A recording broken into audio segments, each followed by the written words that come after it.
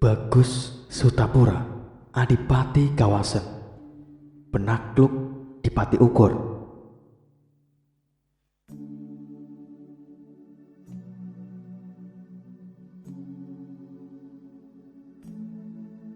Pernahkah Anda singgah berkunjung ke Banjarsari Ciamis atau sekedar melewatinya? Daerah ini ternyata menyimpan banyak cerita masa lalu yang mungkin sudah dilupakan oleh sebagian besar warga Ciamis, khususnya dan Jawa Barat pada umumnya.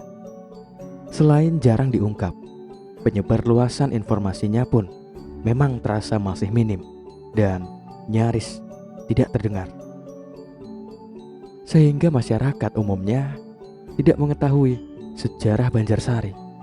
Sebuah tulisan dari Kang Mustafid Sawunggalih yang terdapat di halaman ini akan menambah wawasan tentang riwayat daerah tersebut.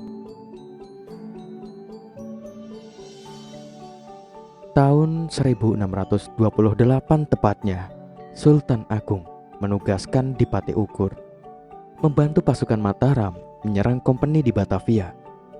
Pasukan Mataram dipimpin oleh Tumenggung Bahureksa.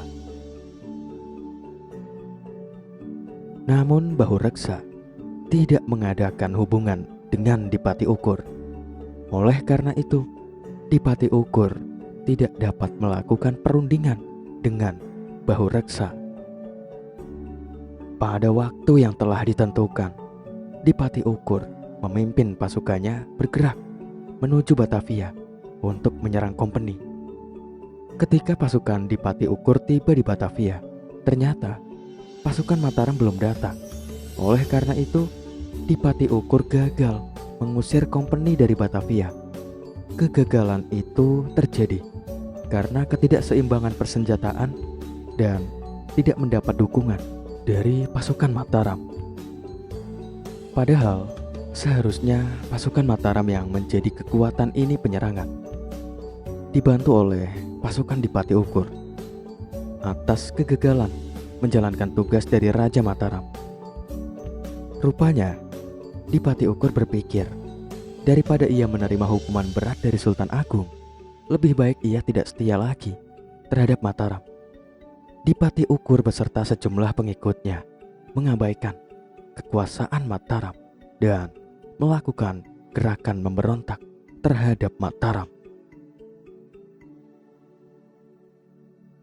Sikap Dipati Ukur tersebut segera diketahui oleh penguasa Mataram.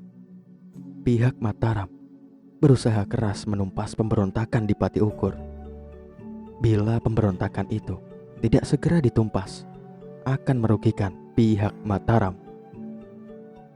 Akhirnya, pemberontakan Dipati Ukur dapat dipadamkan. Menurut versi Mataram, Dipati Ukur tertangkap dan dihukum mati di Mataram. Menurut sejarah Sumedang, pemberontakan Dipati Ukur terhadap Mataram berakhir pada tahun 1632.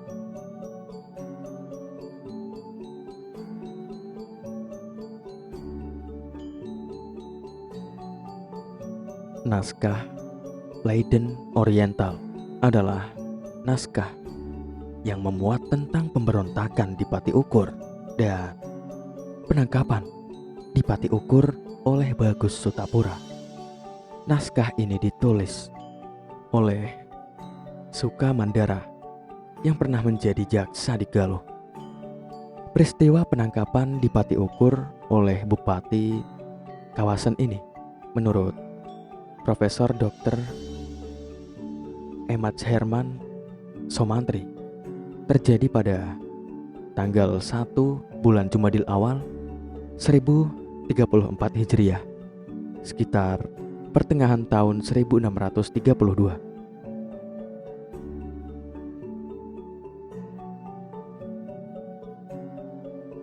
Dan berikut adalah cuplikan naskah Leiden Oriental yang menceritakan tentang penangkapan Dipati Ukur oleh Adipati Kawasan. Dalam bahasa Indonesia, hasil musyawarah para bupati yang akan diberi tugas menangkap Dipati Ukur yang memberontak.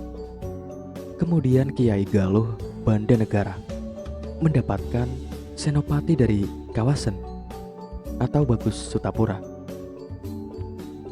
Orang sedang bertapa untuk menangkap Dipati Ukur.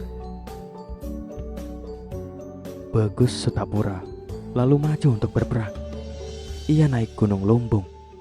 Begitu Bagus Sutapura naik ke Gunung Lumbung, Bagus Sutapura dijatuhi batu yang bernama Munding Jaluk oleh Dipati Ukur. Batu itu kemudian ditangkap oleh Bagus Sutapura. Kemudian dilemparkan dan nyangkut di pohon leles. Berhubung dengan ditangkapnya batu itu, maka tempat itu dinamakan Batu Layang. Kemudian Bagus Sutapura menyerang sendirian sampai pengikut Dipati Ukur banyak yang tewas. Akhirnya Dipati Ukur dapat ditangkap oleh Bagus Sutapura dan diikat kemudian dibawa ke Galuh.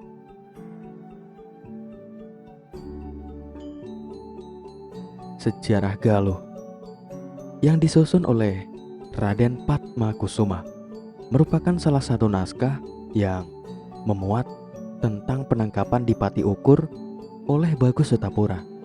Naskah ini disusun berdasarkan naskah yang dimiliki oleh Bupati Galuh, R.A.A. Kusumah-Diningrat, tahun 1836 sampai 1886 Masehi tepatnya.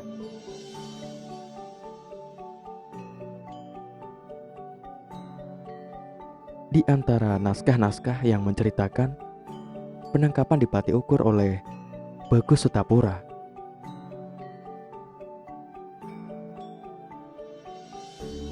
pemberontakan Dipati Ukur yang berlangsung lebih kurang 4 tahun. Pada tahun 1628 sampai 1632 tepatnya, merupakan faktor penting yang mendorong Sultan Agung tahun 1630-an memecah wilayah Priangan di luar Sumedang menjadi beberapa kabupaten termasuk Galuh. Wilayah Galuh dipecah menjadi beberapa pusat kekuasaan kecil, yaitu utama diperintah oleh Sutamanggala, Imbanegara diperintah oleh Adipati Jayanegara, Bojong Lopang diperintah Bagus Sutapura. Khusus kepala-kepala daerah yang berjasa membantu menumpas pemberontakan Dipati Ukur diangkat oleh Sultan Agung menjadi bupati di daerah masing-masing. Tahun 1634, Bagus Sutapura dikukuhkan menjadi bupati Kawasen. Wilayah Kawasen pada saat itu antara Pamotan, Kalipocang, sampai Bojong Malang. Cimaragas sebelah barat berpusat di kawasan Banjarsari. Kepala daerah lain yang diangkat menjadi bupati antara lain Ki Astamanggala, menjadi bupati Bandung dengan gelar Tumenggung, Wirangun Angun. Ki Wirawangsa menjadi bupati Sukapura dengan gelar Tumenggung Wiradada, dan Ki Somahita Umbul Sindangkasih menjadi bupati Parakan Muncang dengan gelar Temenggung Tanubaya. Bagus Saputra memerintah Kawasen sampai dengan 1653 Masehi. Sementara itu, Dipati Imbanegara yang dicurigai oleh pihak Mataram berpihak kepada Dipati Ukur dijatuhi hukuman mati tahun 1636 tepatnya.